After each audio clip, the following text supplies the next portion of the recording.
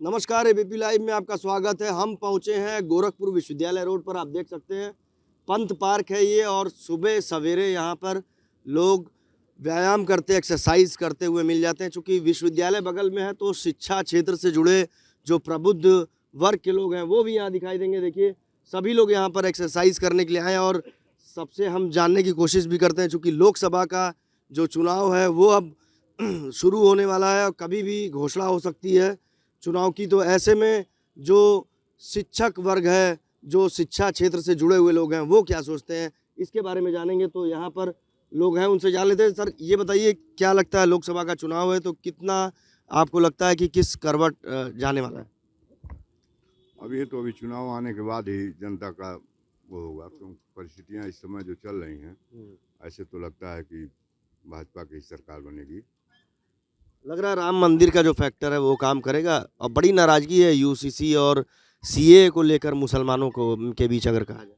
बहुत नाराज़गी तो इससे नहीं है, लेकिन सबसे अहम चीज़ है कि जो सपा सरकार बार बार यादवों के तांडव की वजह से इनको ज़्यादा उसमें कुछ सहूलियत मिलेगा।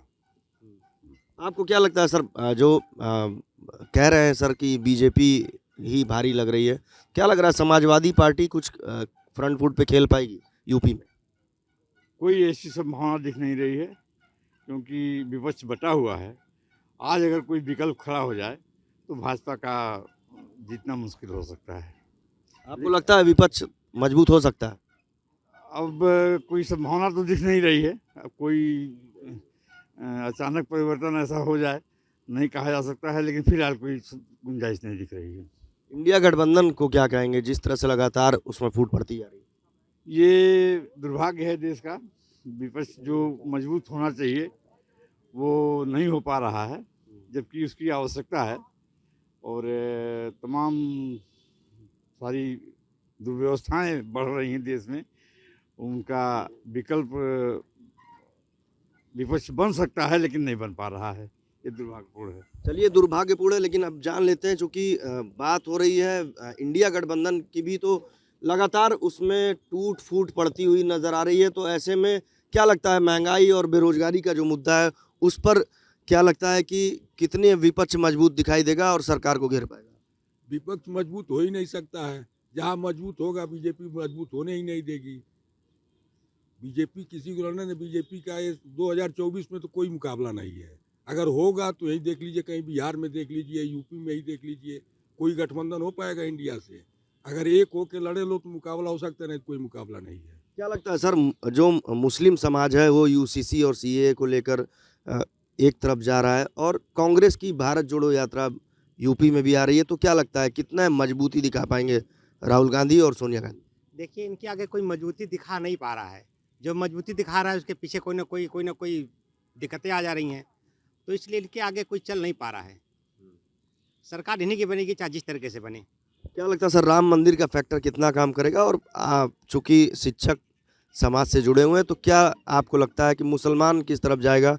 सोनिया गांधी और राहुल गांधी, प्रियंका गांधी की बात करें तो क्या होने वाला है भारत जोड़ो यात्रा का? देखिए, जो स्थितियां बनी हैं खास करके राम मंदिर के निर्माण के बाद से, क्योंकि पिछले कई दशकों से राम मंदिर एक मुद्दा रहा है भारतीय जनमानस के बीच में, और उसका जरूर फैक्टर है। उसका इस चुनाव पर असर पड़ेगा, निश्चित रूप से पड़ेगा, इसमें कोई दो राय नहीं है। जहाँ तक विपक्ष की एकता की बात है, तो विपक्ष आज फिर वही दौर आ रहा है जब कांग्रेस के विरुद्ध हमेशा तीसरा मोर्चा बनता था, और कांग्रेस तीसरे मोर्चा को तोड़ने में लगी रहती थी, और कभी तीसरा मोर्चा एकजुट नहीं हो पाता था। ठीक वही स्थिति आज बीजेपी कर रही है कांग्रेस के साथ। तो जो जैसा किया वैसा इतिहास में वो दोहराया जा रहा है, तो इसमें ये कोई बहुत आश्चर्य की बात नहीं है। रही बात मुकाबले की, तो राजनीति में कोई भी चीज़ निश्चित नहीं होती है। कभी भी कुछ भी हो सकता है, और राजनीति कभी भी किसी भी करवट पलट सकता है। अच्छा सर, ये तो इसलिए आने वाला चुनाव आने दे। अभी तो फिलहाल बीजेपी का पलड़ा भारी है। सर, क्या लगता है योगी जी की परफॉर्मेंस पे क्या कहेंगे? बुलडोजर बाबा एकदम फेमस हुए हैं यूपी में।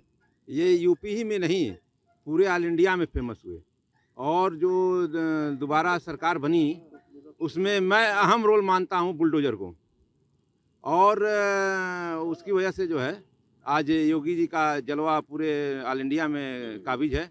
हर जगह लोग डिमांड करते हैं। हम लोग गोरखपुर के हैं, वो सब अच्छा तो चल रहा है, लेकिन जैसे वर्क वगैरह थोड़ा वो ध्यान नहीं दे पा रहे हैं, चाहे जो भी कारण हो। स्पीड वो जो होनी चाहिए नहीं हो पा रही। जैसे मुख्यमंत्री का एक जो जलवा होना चाहिए उस टाइप का वो नहीं अपने गोरखपुर में नहीं हो पा रहा है। अब ये लिंक एक्सप्रेसवे है, आज तक जुड़ रहा है 6 सालों से 7 सालों से। बताइए, ये तो ड्रीम प्रोजेक्ट होना चाहिए गोरखपुर के लिए। आज हम अयोध्या में जाम से फंसते हुए जा रहे हैं, लखनऊ जाना हो अगर, तो इसलिए जो है हाँ ठीक ना। तो यही है, बुलडोजर का तो जलवा ही है बाबा जी। आपको क्या लगता है सर, क्या लगता है एमपी में तो गरीबों की के ठेले और झोपड़ी पे भी जबलपुर में बुलडोजर चला दिए, समोसे वाले का ठेला तोड़ दिए, लेकिन यहाँ तो माफियाओं की कमर तोड़ने में लगा है बुलडोजर। तो क्या लगता है यूपी प्लस होगा या एमपी प्लस होगा? नहीं, यूपी में इसमें नो डाउट योगी जी का जलवा कायम है। और योगी जी जिस तरह से काम कर रहे हैं और ख़ास करके माफियाओं पर जिस तरह से नकेल कसे हैं, जो पिछले 7 सालों में यूपी में रंगदारी और गुंडागर्दी कम हुई है, यहाँ के आम जनमानस एक चैन की नींद सो रहा है, तो निश्चित रूप से इसके लिए योगी जी को 100% दिया जाएगा। और रही बात काम की, तो काम तो चल रहा है, कभी तेज चलता है, कभी धीरे चलता है। क्या लगता है सर, आप मानते हैं कि गुंडागर्दी जो है वो खत्म हुई है, कम हुई है यूपी में? एकदम खत्म हो गई है। अब गुंडा राज नहीं रह गया है,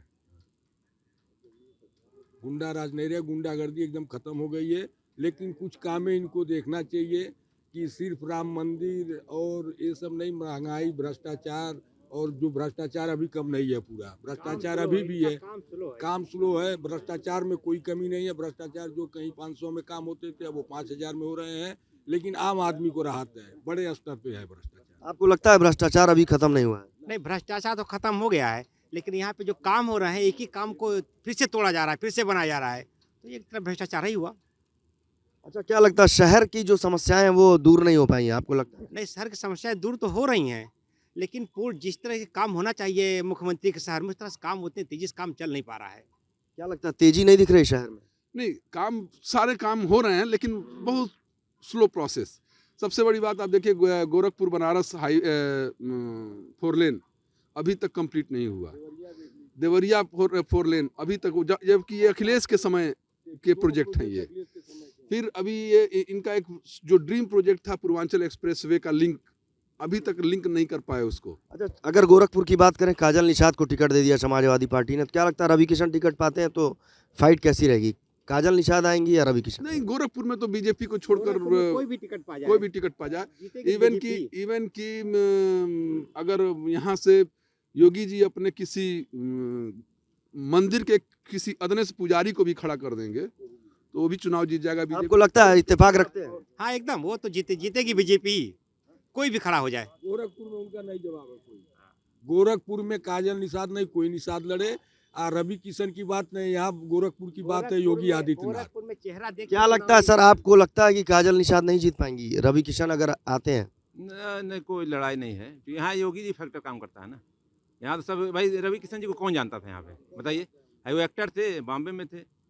उन्होंने जब चुनाव लड़ने आया तो बताया कि मैं तो यहीं रहने वाला हूँ, पहले तो नहीं बताया था उन्होंने। तो ऐसा नहीं है, वो कोई फर्क नहीं पड़ता, यहाँ योगी जी का ही चलेगा। तो देखिए, योगी फैक्टर काम करेगा गोरखपुर ही नहीं, अगर यूपी की बात करें तो यहाँ के जो शिक्षा समाज से जुड़े लोग हैं उनका ऐसा कहना है कि अगर मंदिर का एक पुजारी भी लड़ लेगा तो वो भी यहाँ से चुनाव जीत जाएगा। Neeraj Srivastava, people live, Gorakhpur.